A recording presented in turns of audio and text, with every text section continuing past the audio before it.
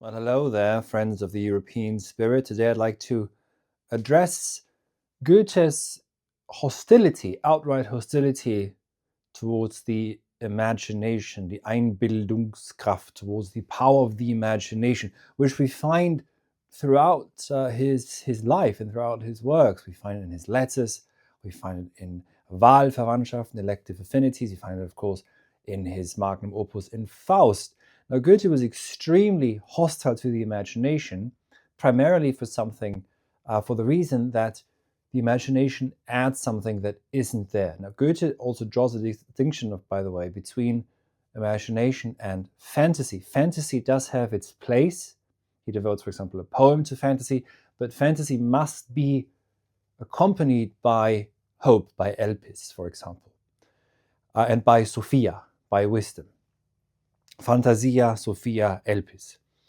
And so before I begin, I'm going to read from Nicholas Boyle's excellent biography of Goethe. I'm going to read an excerpt of one of my lectures from my Faust course. And I'm going to begin actually with a few remarks on elective affinities. And before I do so, I'd just like to invite you to take my course on Goethe's Faust, the link to which you find in the description of this video. As I said, I'm going to read from lecture number 6 here, actually. And before I begin, though, also I'd like to thank two gentlemen here who've been extremely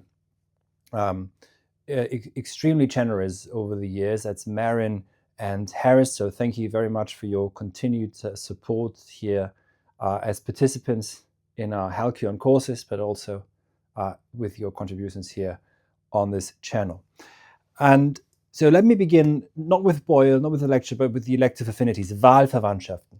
Now, it doesn't matter so much, whether this is part of the Weimar Classic, etc.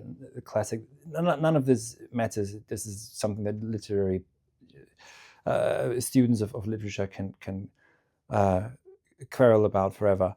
But what matters is, first of all, let's consider the title, Elective Affinities.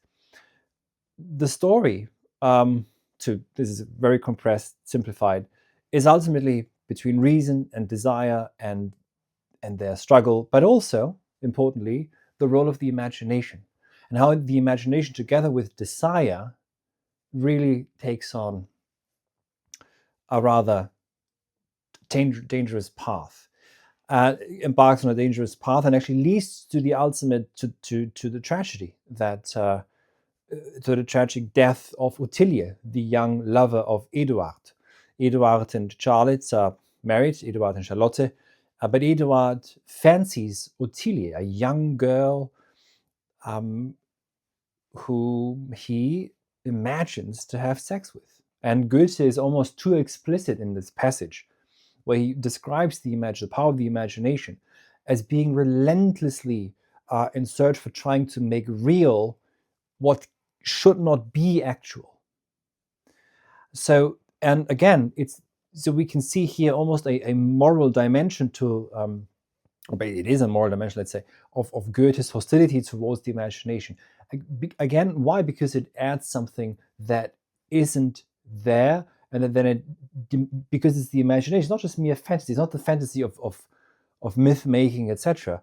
It's the imagination that actually works with actual elements or things that could be real, could be actual, and tries then to instantiate what isn't real. But here the total tragedy ensues, and I think what the title tells us, Elective Affinities, is that in this age of burgeoning freedom, the age of the Enlightenment, etc., where we might assume, and we are post-Enlightenment children, of course, where we might assume that, to put it simply and bluntly, anything goes, a sort of end of history liberalism, you self-determine yourself and your entire identity, etc. That this is a sort of elective affinity that is also run by the imagination, and that also will just lead to maybe not proper tragedy, but certainly some sort of melodramatic farce, and not a life self-actualization in the sense of Bildung to the highest degree, which Goethe, however, also sees possible and, of course, also understands as necessary. Now, in his letters, I think, Goethe mentions, for example, that hiking in the mountains and being out in the wilderness is one of the best means to tame one's imagination. And if one hasn't yet tamed one's imagination, one would be utterly lost in the wilderness. Because you would go, basically you would go, I'd put it very crudely, you would go a bit insane if you gave yourself over to just about any sort of thought that comes to you, and think of this image in your head as something that could be real. So let's see what he says. For example, here, this is from Boyle. My eye and my soul grasp the objects, and since I was pure and nowhere distorted the sensation, they could have the effect they should.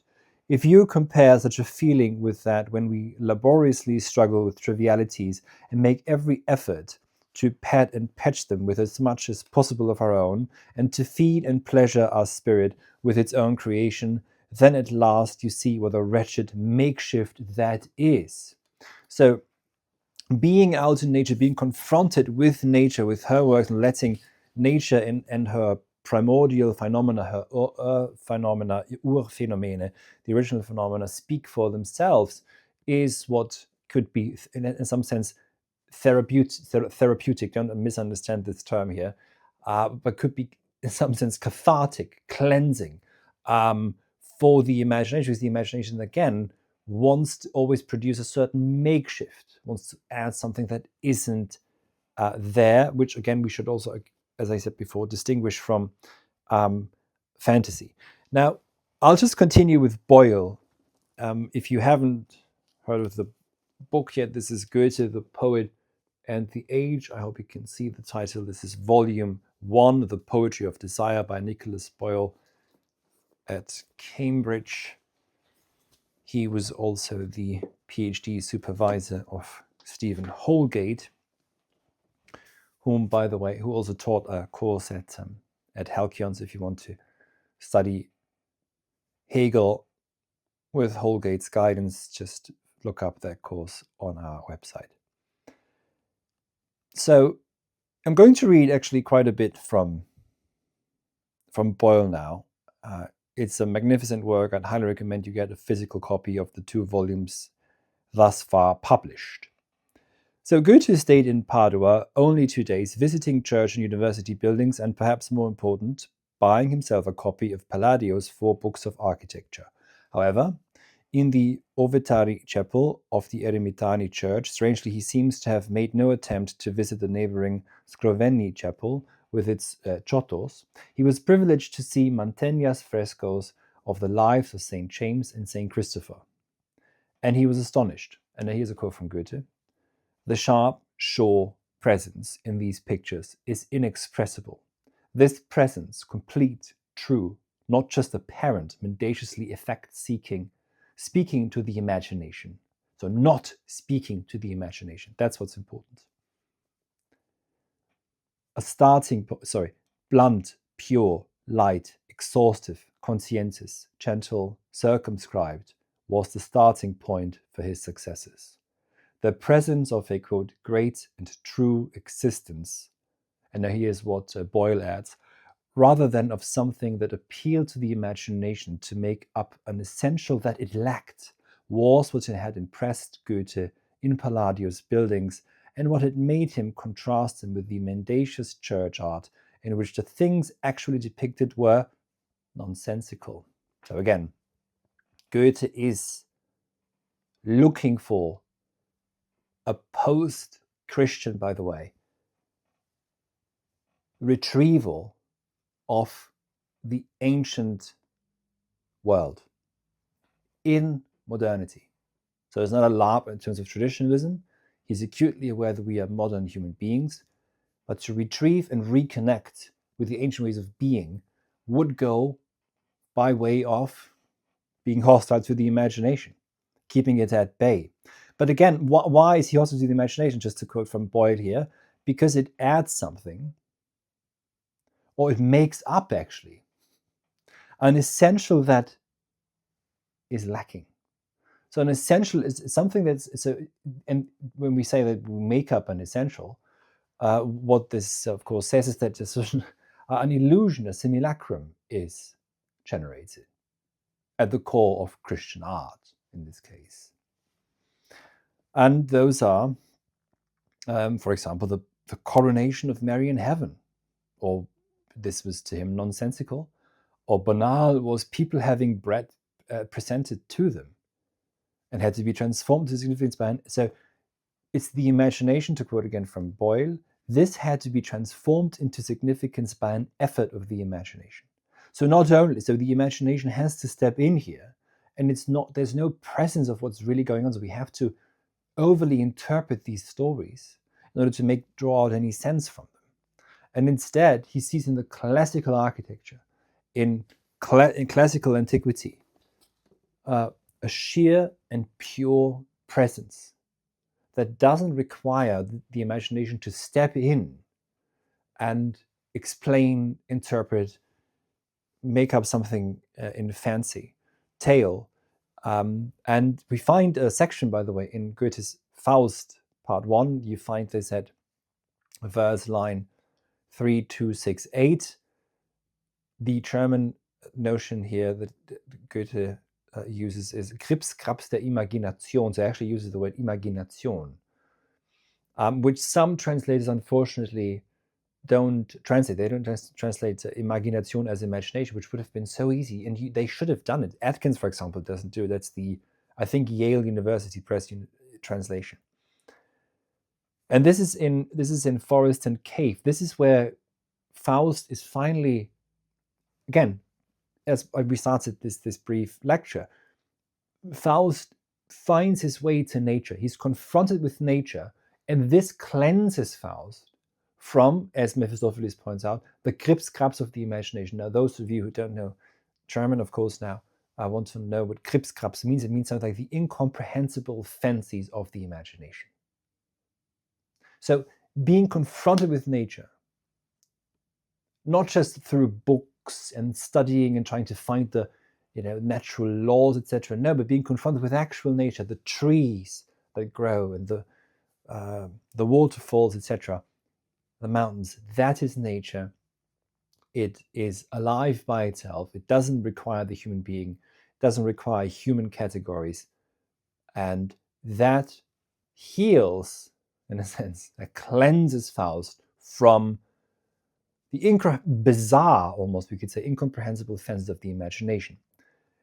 So I'm just going to read a few lines here from my lecture. Again, this is lecture 6. So if you'd like to listen to the whole course, follow the link in the description of this video and immerse yourself in Goethe's Faust, which is the story, the myth of how we became or have become, let's say, modern. There is a modern mythology. Twin Peaks, I think, I would count amongst modernity's mythology. Goethe's Faust stands at the beginning of it. We are, and we also should be aware, we are the beginning of this. And all this talk about postmodernity, we can throw that out the window as a side joke of history. So Goethe always suspected the imagination in all its facets, be it imaginary or imaginal, to be to the detriment of the human spirit, as Hegel also so clearly saw. This is because the imagination interferes with what is in actuality there and can willy-nilly add to any situation whatever it wants there to be. But also it works with these real elements, so it doesn't appear like pure fantasy. It doesn't imagine pink unicorns flying in the air, vomiting gold coins. It imagines something that could be there. But it has to, again, in sort of banal depictions, like people eating bread, it has to add something that also isn't there. It lacks this pure, blunt, gentle presence. And it's not effect-seeking, this pure presence of the ancients. So, negativity, hence, for Faust is required. We need the spirit that negates. I think that the Mephistophelian element is also that spirit that negates really the imagination also. The imagination leads man astray. And it is thanks to Mephisto that Faust, I think, is cured from it. He is now a more sober human being.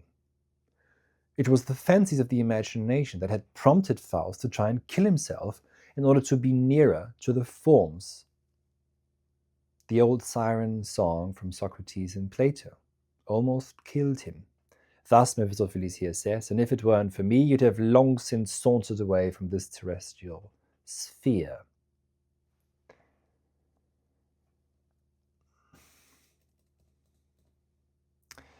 So this,